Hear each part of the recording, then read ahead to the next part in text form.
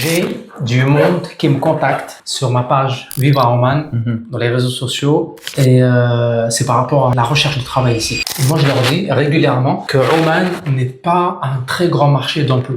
Vous n'êtes pas aux Émirats, ni en Arabie Saoudite, ni même au Qatar. C'est une petite économie, il y a beaucoup d'Omanais, il y a beaucoup de courses au poste d'emploi, et c'est surtout, on cherche vraiment des compétences qui font la différence et qu'on n'a pas le choix que de les prendre. Donc beaucoup de domaines, de façon générale. Là où il y a la compétence omanaise, il ne faut pas espérer grand-chose. Là où il y a également la compétence indienne, il faut faire attention parce que les salaires ne sont pas très élevés.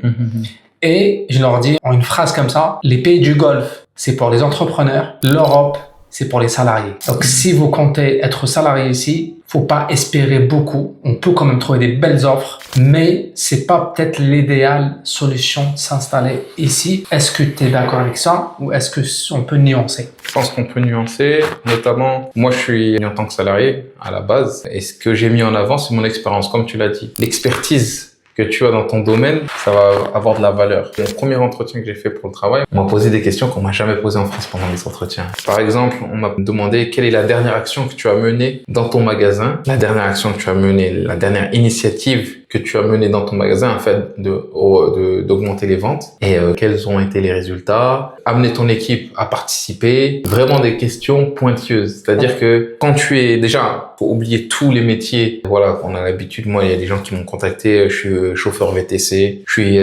routier, ça faut oublier. Ici, je cherche des gens avec des compétences spécifiques. Quelle plus-value on va apporter à la société? Quelle plus-value on va apporter à l'entreprise dans laquelle on postule? Si on n'a pas de plus-value à apporter, vaut mieux partir. T'es comme tout le monde.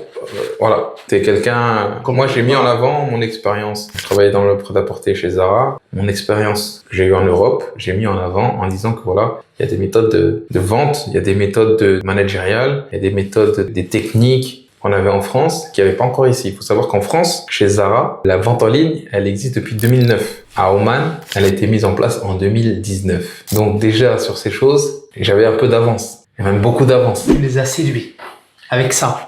Non, avec mon discours.